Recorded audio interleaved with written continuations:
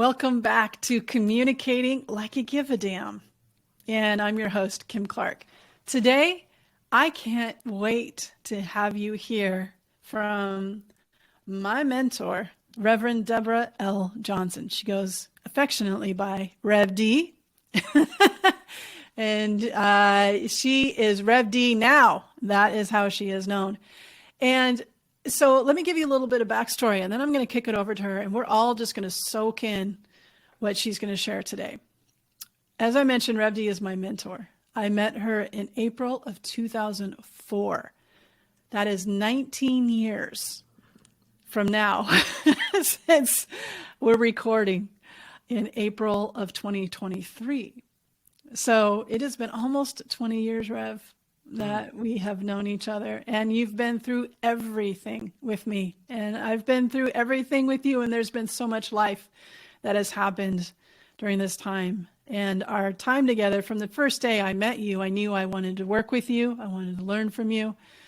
And the more and more that I worked and learned from you, the more and more I started incorporating what I was learning from you into my day job. And at the time, I was running internal communications at global companies like PayPal, GoDaddy, and GitHub. And something very significant happened in 2016 where it crystallized the work that you and I had been doing into my workplace. And that was the Pulse shooting tragedy, the mass shooting at Pulse in Orlando, Florida. And there was a call to action from employees at the company I was working at the time saying, we're distracted. We can't focus on our work. This is too much. We have a lot of feelings. We don't know what to do with it. There's anger. We've got to do something. What can we do? And I have you on my speed dial. Everybody should have somebody like you on their speed dial, and you're on my speed dial. And although I had not been to a vigil before that, I said, I'm going to put together a virtual vigil. Will you come be a part of it and be a part of it and run it? And you were in. And it was just a few hours later after I had put together an executive sponsor of the Pride Employee Resource Group, a note out to the whole company.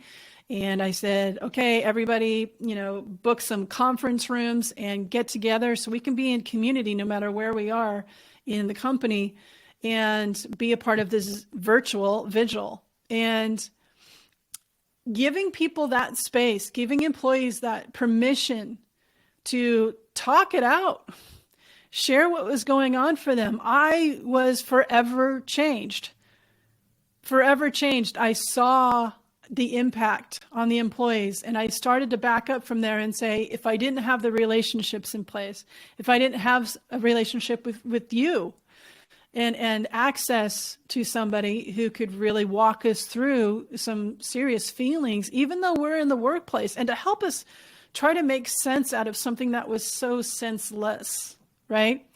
And so much tragedy and violence has happened since then, obviously, and there's been this pivot in the summer of 2020 that we're still trying to wrap our heads around and improve on.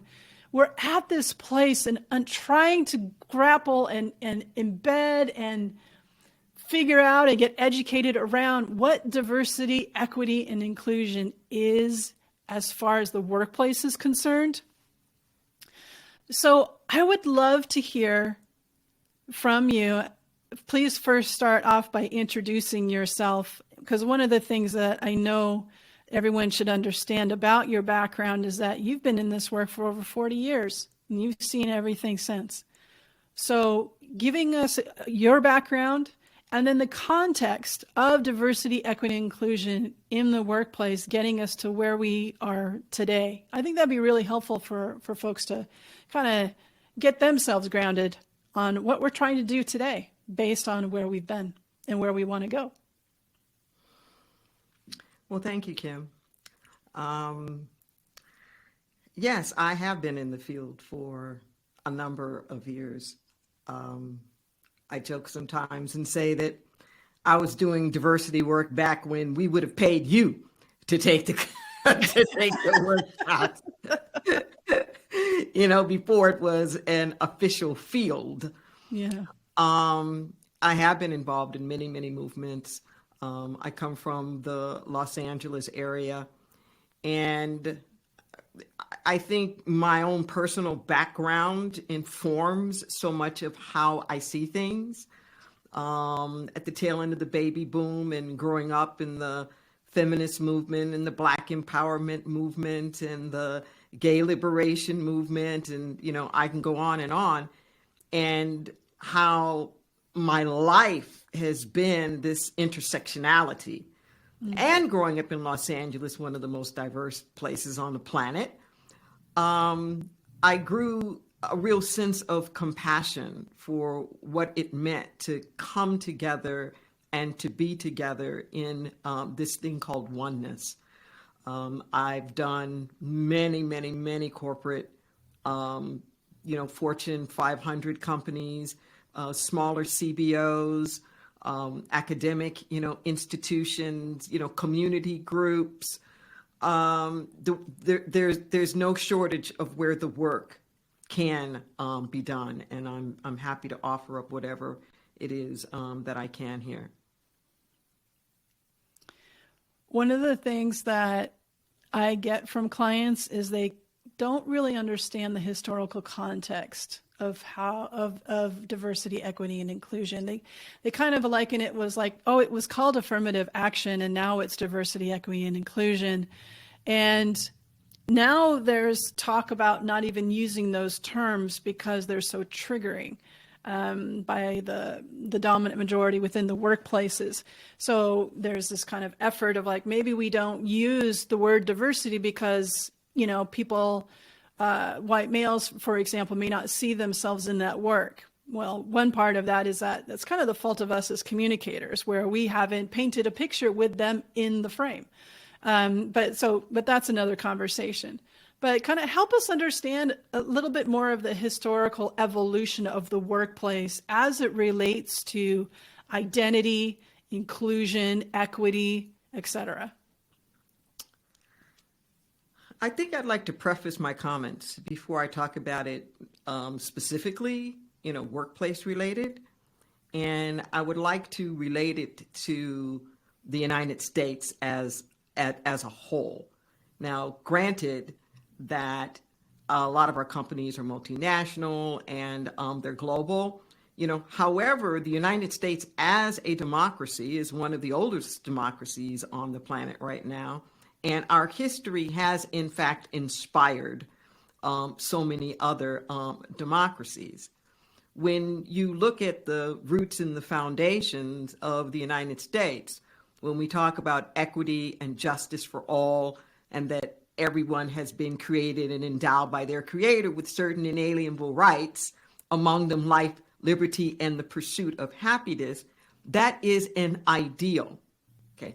But the people who wrote that didn't really mean it in its broader context. Mm-hmm. So when you ask me the question of what is DEI right now, I have to say the same thing that I have to say about the nation. And I think Langston Hughes said it beautifully when he said, America has never been America to me.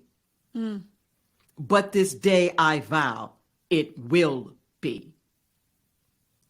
So there's a way in which the history of DEI parallels sort of the history of the nation, where there were a lot of promises, there were a lot of things that were put forth as these high ideals, but not necessarily the intent back behind it to really apply it to all of the places where it can be applied. So there's the history of what has happened, and then there's the potentiality of what it can be. And we're always in this dynamic tension, because too many people will look at history at what has been and get into pessimism. And there are other people who will look into the promise and get into the possibilities of it. And it's always interesting to me that the ones who have been marginalized and oppressed the most are the ones that actually have the most hope and who believe in the system the most. there's this kind of perverse irony in that the ones who were enslaved value freedom more. And their taste for it, their hunger for it is so much stronger. Yes. And instead of denouncing a nation that rejected them, there is the opposite. There is a full embrace and a willingness to make of that nation a place that is equally available for themselves as well as everyone else. And this kind of broader sort of cosmology of it all is deeply rooted in the workplace as well, because the workplace is just a microcosm of the society. So any work that we've done towards diversity, equity, or inclusion in the workplace, we've done it because of the state of the society. There's always been something that we've been trying to get at. So the original efforts towards the opening up the workplace was to be in alignment with these high aspirations that we have had about equality and justice for all. So my generation was the first generation of the integration movement. And we think of integration sometimes as just mixing things up.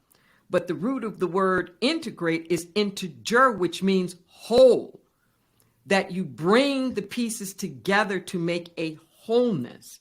You hear me say all the time that the only thing that ever needs to be healed is the sense of separation. And segregation is separation. That's what it is. So when we first came into the workplace with the notion of affirmative action, there's a lot of revisionist history about this, because there is this notion in people's minds that affirmative action was somehow about diluting the competency of the labor force and somehow just trying to mix it up and bring anybody in just to colorize the workplace. There's nothing further from the truth. If you look at the earliest cases of affirmative action, it was just the opposite. Just the opposite. It was the fact that people who had been in the workplace for such a long time weren't getting affirmed. They were getting passed over. One of the biggest suits that really set the case for all of this was AT&T, whom I worked with. And the women of AT&T sued. And they were suing not just because they couldn't get in the door, but because they were in the door and kept getting passed up. They found themselves training people who were less senior than they were, less qualified, who were leapfrogging all over them. So when we first started to come up with this notion about the affirmative action, it was, in fact, to take action that affirmed, and it was meant to push companies a little bit further to work a little bit harder to diversify their applicant pool. Because it was always, well, we don't have any, we can't find any. Right. Which still happens to this day. People say that, yeah. But if you're only within your own circle and you never reach out, then you're not going to find them. This is really, really important. Nobody was saying, look for anybody less competent. They were saying, use a little bit more effort to find people who are, in fact, equally competent. Okay. Then affirmative action started to get this bad rap of somehow or another letting people in who were, quote unquote, inferior. And that notion, but once again, it's the revisionist history. If I were to once again compare it to the nation, it's the same revisionist history that we're having now in discussions about immigration. Like somehow or another, the immigrants or the new people are diluting the workforce or the gene pool, like the employment gene pool, when in fact, they're the backbone. They're the backbone, of the nation. So what we've initially were doing, and I want to make this distinction very important here, in those initial efforts to diversify the workplace, there was no intent to diversify the workplace. They were attempting to diversify the workforce, but with the same kind of melting pot mentality that we had as a nation, that you come to the United States and you forego your nation, your culture, your history, your religion, and you become homogenized into like American. And this was the same notion that we had in the corporate environment.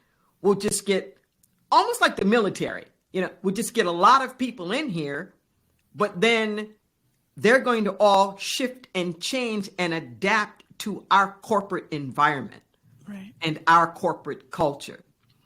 So when I would go out to my clients sometimes, I would say to them, well, I got good news and bad news for you.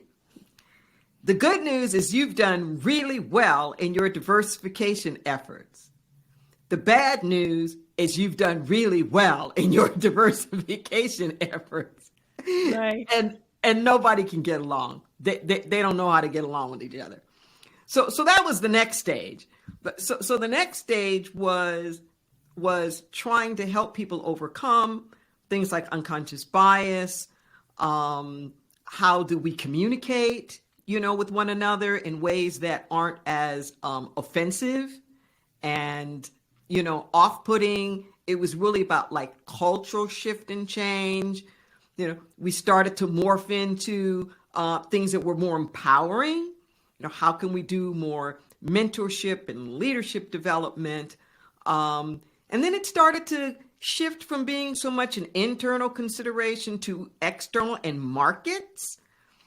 How can we diversify our markets, and how can we get people in the workplace who reflect our markets so that they can bring whatever that little nuance is that might make us more competitive, in the marketplace. And we've seen a lot of different iterations and shifts.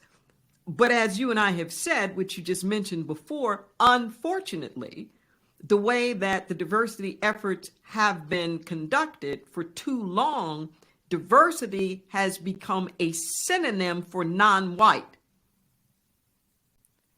So when people even use that term, well, we want to bring in diverse candidates. Mm-hmm. Like, what does that mean? Right. It's like this code word.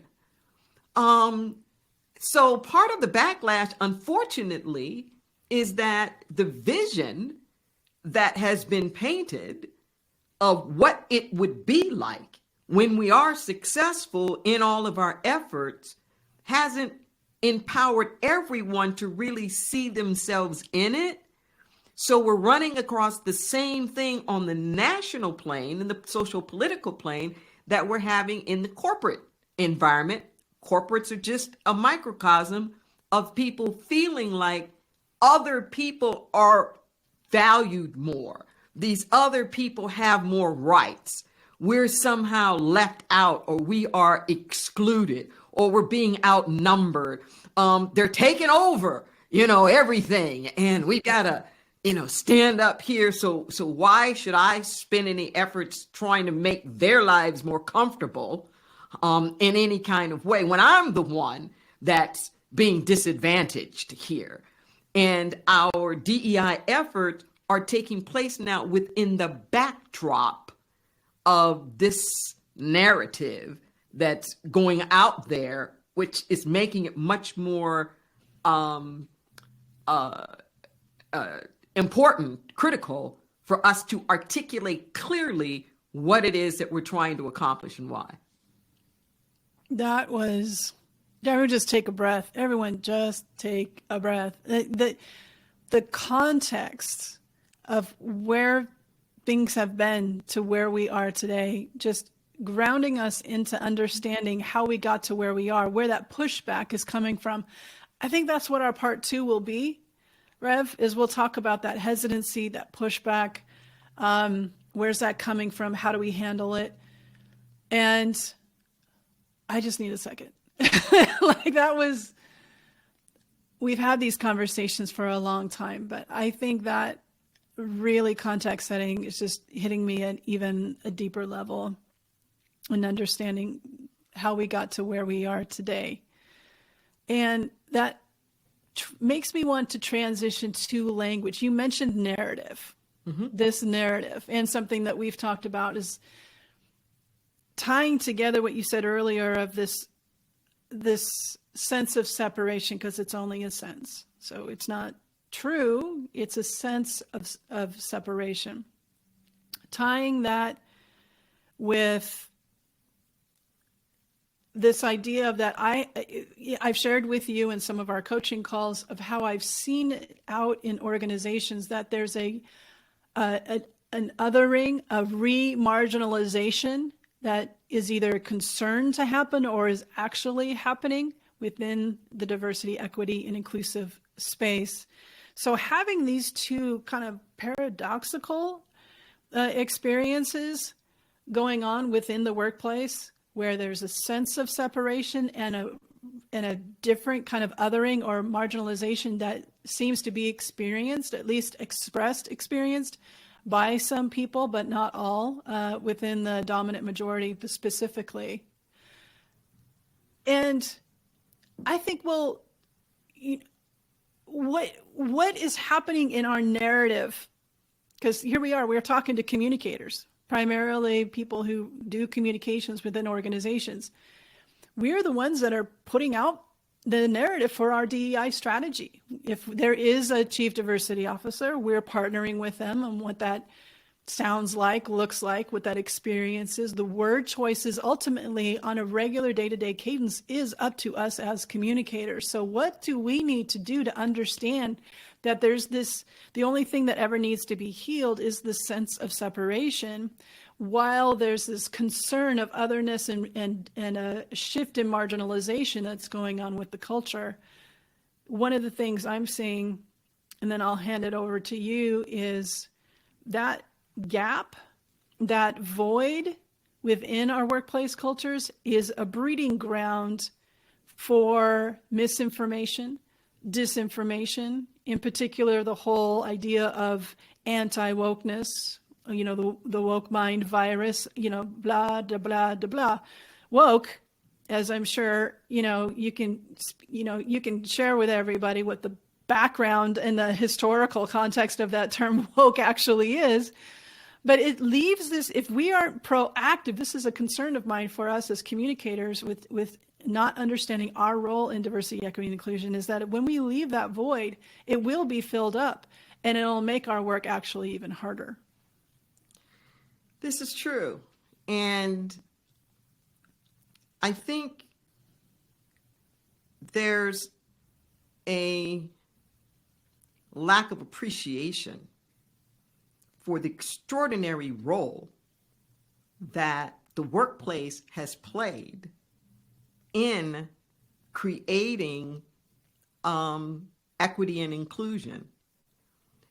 The kinds of things that we're still debating in social political arenas are already foregone conclusions decades ago in the work environment. Mm-hmm. And I can honestly say it is the workplace where the most advances have taken place. It was corporations that were the first ones to start with domestic partnerships for same-sex couples, way before there was ever any marriage equality.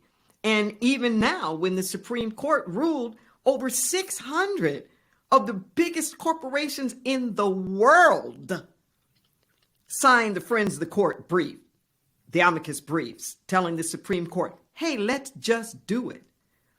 Today, a woman has more protections in the workplace than she does any place else. Mm.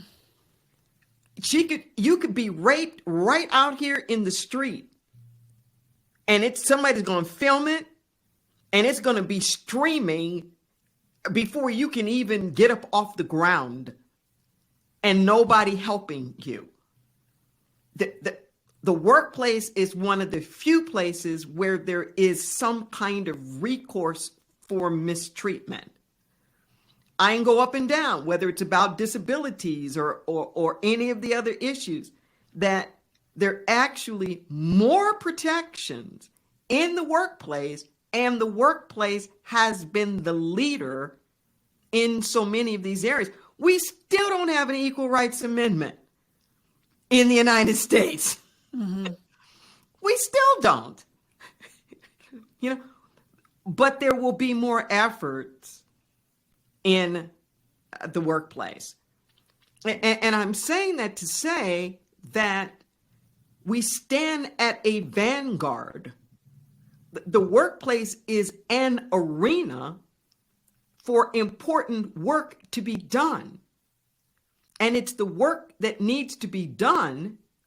And we don't want to exclude the workplace from the arena, but we have to keep our eye on the prize, so to speak, as we used to say in the civil rights movement. We too often confuse the means with the ends. We confuse the means with the ends.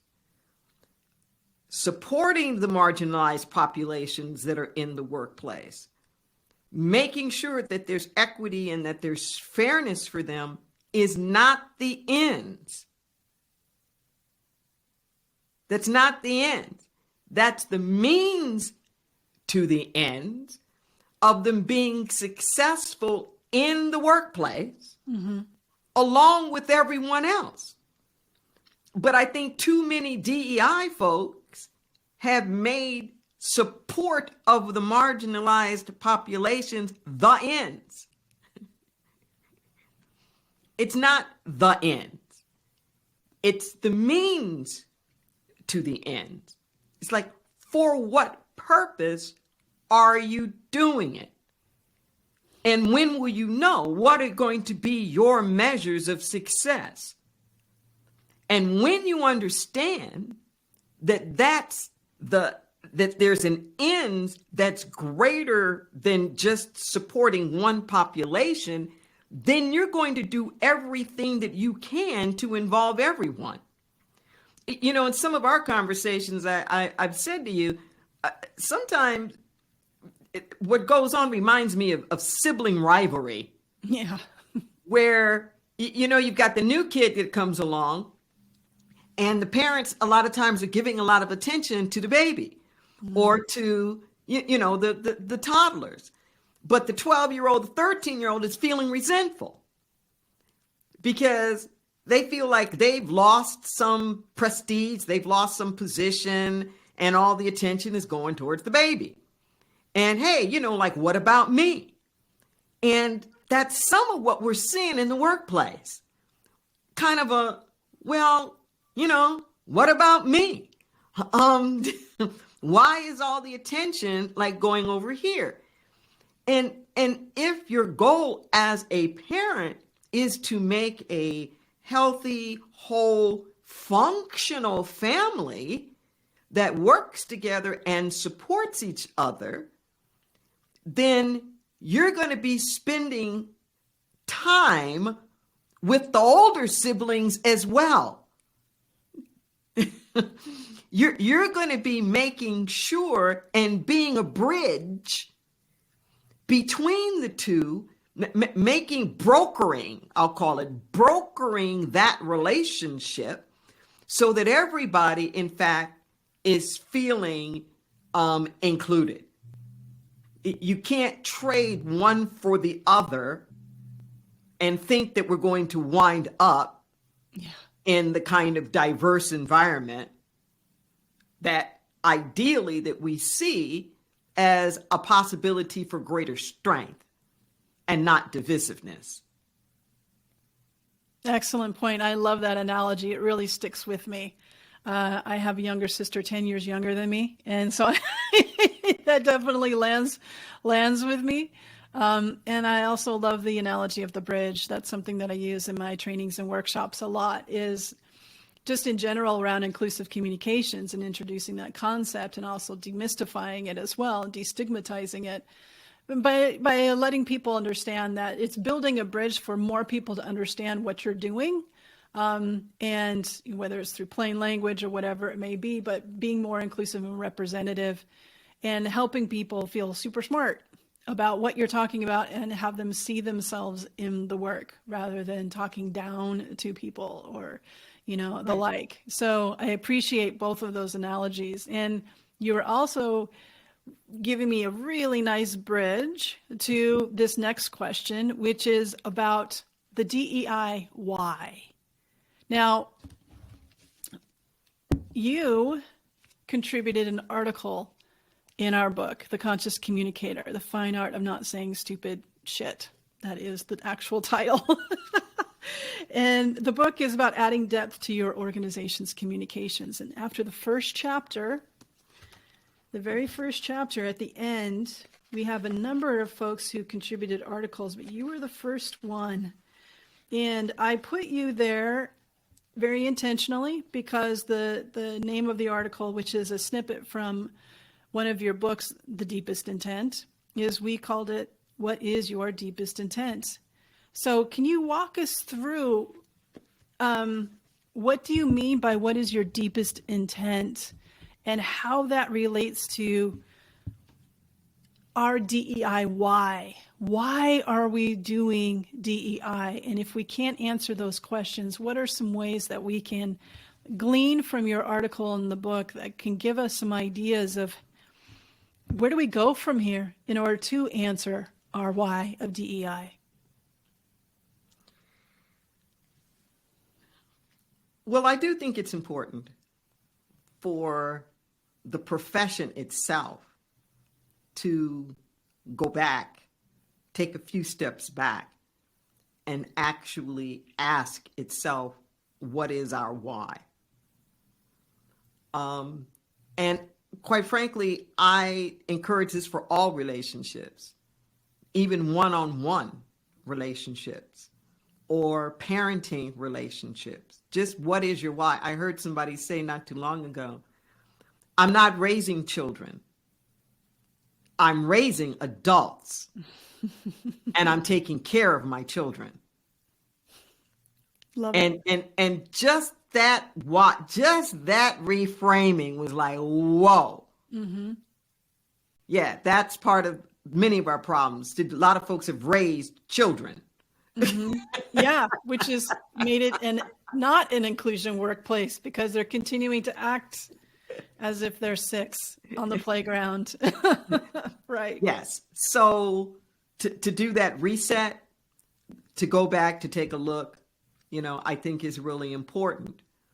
I personally believe that ultimately that why is tied back to my original comments about the promise. What is the promise of this nation? What is the promise of the democracy? That there can be equity, that there can be inclusion, that there can be opportunity, that people can rise to the occasion without there being barriers or things that are inhibiting them from being whatever it is that they can be, and that ultimately, just as I was saying about the myth of the immigrants, that ultimately we're stronger. We're stronger. There's something about the gene pool from a physics standpoint that gets stronger when it's mixed up a little bit. It becomes more resilient and it's able to be more adaptive and more responsive. So I believe that just for the health and the sake of the business environment as a living organism, that it needs to make sure that it's not susceptible by having to narrow of a focus that's going to prevent its resilience. In the article, I talk about intention and intent. And intent not as a goal, something on the back end, something that we're striving for, but that intent is a place of integration. And that intent is actually on the front end. In fact, your intent arrives before you do. No matter how much you try to camouflage it up, your real intent has a scent. It has an odor. It has a vibration. So many times people have tried to hire me and tell me about all of their corporate goals or whatnot. But I know they brought me in because there was some kind of brouhaha or blow up, or they're trying to hire me for window dressing or whatever. You can't camouflage the intent. Exactly. And it impacts his talent as well, either from a retention or a hiring or attraction standpoint. Yeah. Exactly. And if you're conscious about your intent has these three components. The first component is alignment. The second is your motivation. And the third are your processes. So in your alignment, you bring everything together. Your thoughts, your words, your deeds, your emotions, your actions, all of it comes together because we have this extraordinary capacity as human beings to be at cross purposes, to say this, do that, think something else, feel something else. And that cross purposes is an energy drain and it leaks. And you'll find that so many of our DEI efforts are like that. The corporate heads say this thing, and then the field officers are doing this other thing, and then the trainers are trying to do this, and it's not all lining up. Mm-hmm. It's like we have the guts, but it's a leaky gut. Exactly. Exactly. And I want to be very clear. Line it up within yourself first. Put your own mask on first. Mm-hmm. Before you try to do it for the whole company. Because what do you say? What comes out of you? Do people know what you stand for and not just what you stand against? Think about that. Do you complain more about your company and your DEI work than do you speak vision? Because pain pushes until vision pulls. Say that again, please. Yes, that comes to the number 2, the motivation. Pain pushes until vision pulls. Okay. So what is your vision that's pulling you into it? Alcoholism may get you into recovery, but it can't keep you there. You have to have a vision of sobriety that is so strong that it pulls you over. Well, I contend that the stuff that we're trying to get over with all of the hierarchy and the supremacy and all of the rest of that, it's like addictions. It's just like addictions. Mm-hmm. And you have to own it to go into recovery. And recovery is a constant process. You can't go to sleep. So this like checklist, like I did it, we've done that, that's passé, that was like 2 decades ago. No, it's just like with recovery. You will be susceptible and you'll go back. You will go back and you'll start repeating the same things again. So the why are you doing it? What is your motivation? What are you trying to accomplish? What is your vision? And is that pure? Okay. Because it's more important that your motivation be pure. You can say the wrong stuff. All right. People are always terribly afraid of being politically incorrect. If your motivation is good, people will cut you some slack. Mm-hmm. They may roll their eyes a couple of times, yeah. But they won't just dismiss you because they'll know you mean well. Mm-hmm. They'll know you're coming from a good space. I'm not saying that excuses you from learning. Right. But it's just that there's life after making mistakes when we're highly motivated. And last but not least is the processes that however you want to wind up at the end, you have to be that along the way. If you want something that's a community event, you have to build it with the community. if you want there to be some kind of equity and fairness, you can't get there cheating and backstabbing. So whatever that dream is of what you think you're going to have at the end, if it's cross-cultural communication, you have to have cross-cultural communication along the way. Put into place where you think you want to go. Because those are the seeds that are going to get you there that have to blossom. I'm just going to give everybody a beat there. That was incredible. That framework keeps me accountable in my work when I'm working with clients, for sure. And to your point of you can say something wrong and still survive. Yes. As long as you keep that learning moment, that opportunity. I'm a product of that. I have said some stupid shit. I have done the wrong thing. I have said the wrong thing. And yet people know what I'm trying to do and that I am a human being. And I guess you could say I'm a role model of a learning environment, where we're giving each other grace. Because I do take the learning very seriously, and I will make new mistakes, but I won't make the same mistakes. Yeah. The things that I'm talking about are things of life. Mm. Yes, we're applying them to the workplace, but anybody listening, apply anything that I've said to all areas of your life. What is your intent in everything? For your life, for how you show up as a partner, how you show up as a parent, how you show up in spiritual community, how you do your profession, all of that. I'm going to actually stop here, Rev. Okay. And we're going to do a part 2. And in that part 2, as I mentioned, we'll talk about that hesitancy, the pushback.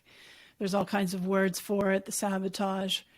We'll talk about that. We'll also talk more about the role of language in creating the experiences of people and what our role is as communicators in role modeling that language. But something you shared with me way back when I was starting in on this work, you wrote a couple of things. I don't know if you remember this or not, but you wrote a couple of things for me, which I have incorporated into my training.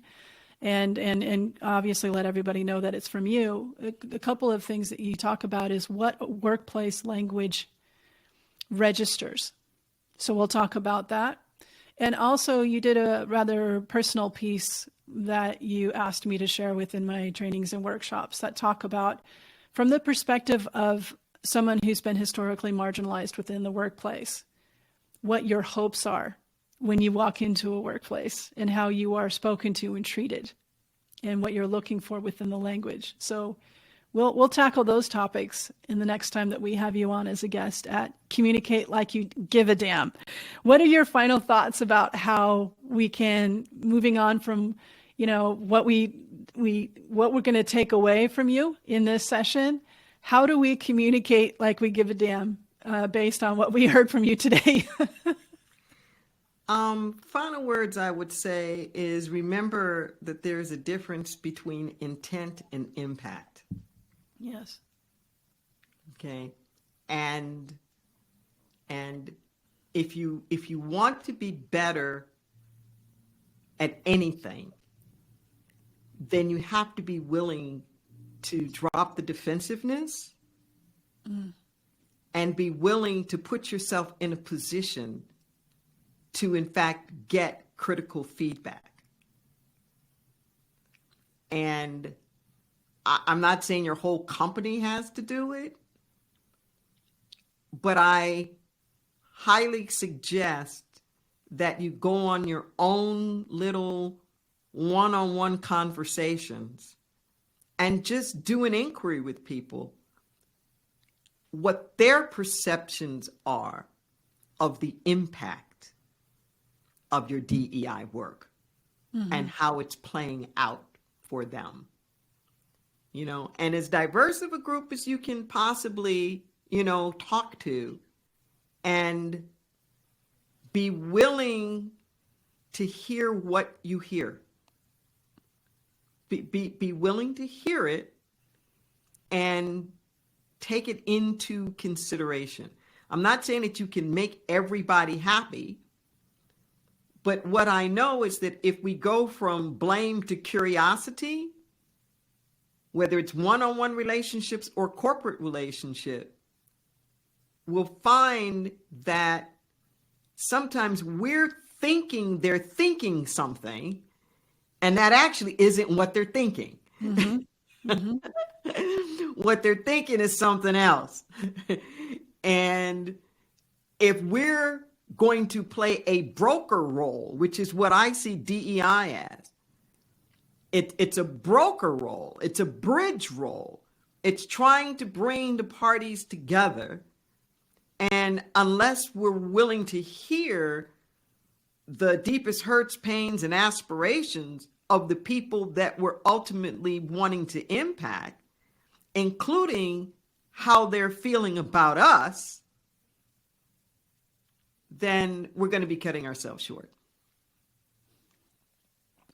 You reminded me of a research report that came out a few years ago that was published in Harvard Business Review, where the study included over 1,000 companies, and 96 to 98% of them had established DEI programs. And they did a study in asking employees who are just like within, middle and early, not in the leadership roles within the company, how has this DEI program that your organization put so much investment and time into, how has it impacted and improved your day-to-day life? And 75% of those employees says it doesn't impact my day-to-day life at all. That's something we're trying to solve for, is to take it from the top and bring it down into the bottom, that intent and that impact, that desired impact, and actually improving the everyday experience of employees. And communications can lead that work in partnership with other departments, especially DEI practitioners. Yeah. So with this, I am so excited to get to talk to you again and share more with folks on how we can all continue to communicate like we give a damn. All right. Rev, always a pleasure. Likewise. And to everybody that's out there doing this really hard work, thank you. Thank you. Thank you. And now is not the time to get discouraged. That's it's right. Not. Yes. How can people find you and stay in contact with you? Yes.